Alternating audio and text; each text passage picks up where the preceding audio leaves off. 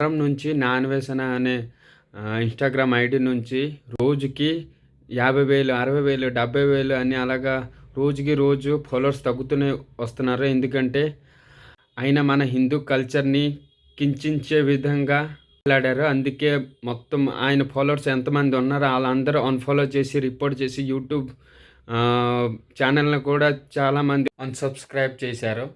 ఇంతకీ main reason ఏంటంటే ఆయన మన సీతాదేవి ఇంకా మన ద్రౌపది గారికి నోటి నుంచి ఏదొచ్చింది ఆ ప్రకారంగా ఇష్టంగా మాట్లాడారు. అందుకే అది చూసి అందరూ ఎంతమంది ఆయన ఫాలోవర్స్ ఉన్నారో, ఇంకా ఫ్యాన్స్ ఉన్నారో అందరూ ఆయన మీద ఒక రివెంజ్ ప్లాన్ చేశారు. అందరూ ఇన్‌ఫ్లుయెన్సర్ ఎందుకు మన సీతాదేవికి, ఇంకా రాముడికి ఎందుకు టార్గెట్ చేస్తారో నాకేంటి అర్థమవ్వదు. ఎందుకంటే మీరు ఇండియాలో ఉన్న సీతాదేవి గాని, రాములకి ఒక హీరోలాగా ఫీల్ అవ్వాలి.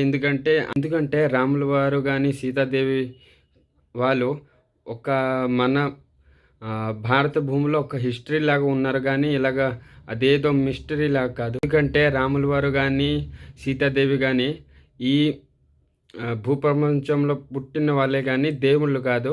ఆళ్ళొక మానవ జన్మెత్తిన దేవుళ్ళు. వాళ్ళు భూప్రపంచంలో పుట్టినా గానీ, ఇంకా ఆర్కియోలాజికల్ ఎవిడెన్స్ ఉన్నా గానీ, చాలామంది అదర్ రిలీజియన్స్ పీపుల్ ఒప్పుకోరు. ఎందుకంటే ఆళ్ళకి వాళ్ళ రిలీజియన్ వరకే ఆళ్ళకి భక్తి ఉంటది. వేరే వాళ్ళు ఏమైనా ఆళ్ళకేం పర్వాలేదు. హిందువులతో ఎవరేంటి అనరు అనే ఫీలింగ్‌లో ఎవరు పడితే ఆళ్ళు సోషల్ మీడియాలోన తిడుతూనే ఉంటారు.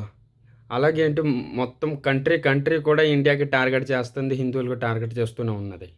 అలాగని మన ఇండియాలోనే ఉన్నోళ్ళే ఇంకా హిందువులు టార్గెట్ చేస్తారంటే ఎలాగండి మరి? నేను చెప్తున్నా ఇంకా వీళ్ళకి బుద్ధి చెప్పాలంటే ఫాలోవర్స్ ఎంత 1.8 మిలియన్ నుంచి 1.3 మిలియన్ వరకు వచ్చింది ఇన్‌స్టాగ్రామ్ పేజ్ నుంచి.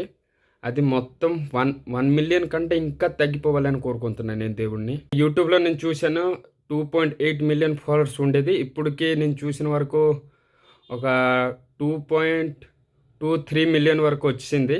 అలాగే మెల్లిగా వచ్చేసి ఒక 1 మిలియన్ ఇంకా మొత్తం ఫాలోవర్స్ తగ్గిపోవాలని దేవుడిని కోరుకుంటున్నా. సీతాదేవి ఇంకా రాముల వారి దంపతులకి ఇదే నా కొత్త సంవత్సరం ఒక విజ్ఞప్తి.